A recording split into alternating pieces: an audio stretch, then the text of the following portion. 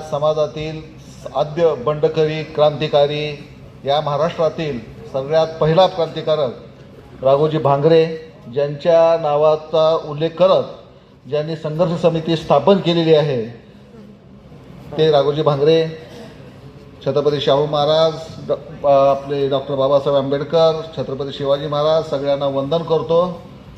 आणि